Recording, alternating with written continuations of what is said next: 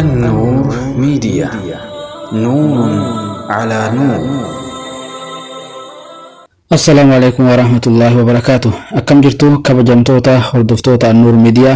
النور ميديا راكن سنيك درباجرو برنوتا أفان عرباتي، تعليم اللغة العربية من الصفر. أفان عربا زيرو راكاسي akkaataa itti dubbisan, akkaataa itti barreessan kan isin barsiisudha. Sagantaa kana keessatti qubeen afaan arabaa maal akka taate, dubbachiiftuun afaan arabaa maal akka taate, akkuma san sagalee gabaabaa, sagalee dheeraa, sagalee jabaataa, irra butaa fi kan kana fakkaatan baratuudhaan qubee afaan arabaa addaan baafatuu dandeettu. San booda dandeettii barreessuu horatuudhaaf qubeen afaan arabaa tuni bocoota garaagaraa qabdi. Yeroo jalqabatti dhuftu, yeroo jidduutti dhuftu, yeroo xumura irratti dhuftu boca ofii jijjiirataa deemti. Kanaaf qubeen hundi isiituyyuu haala kamiin akka barrooftu jalqaba irratti, xumura irratti, jidduu irratti kanas baratuudhaan afaan arabaa salphumatti barreessuu fi dubbisuu dandeettu. Saniin booda quraana dubbisuunis salphaadha, hadiisa dubbisuunis salphaadha.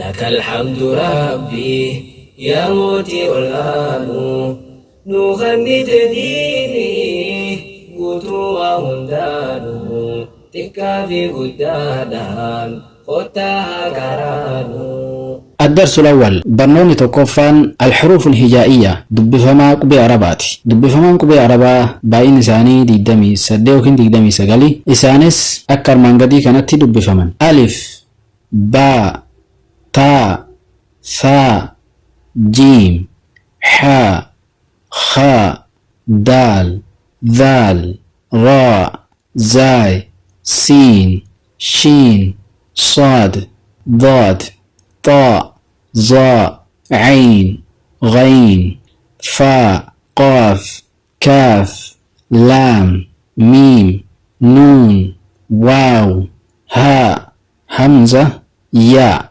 qubeen afaan arabaa isa kan jechoonni afaan arabaa, himni afaan arabaa, histiriin afaan arabaa yeroo barraa hundi isaatuyyuu kanarraa ijaaramee afaan arabaa tahaa jechuudha.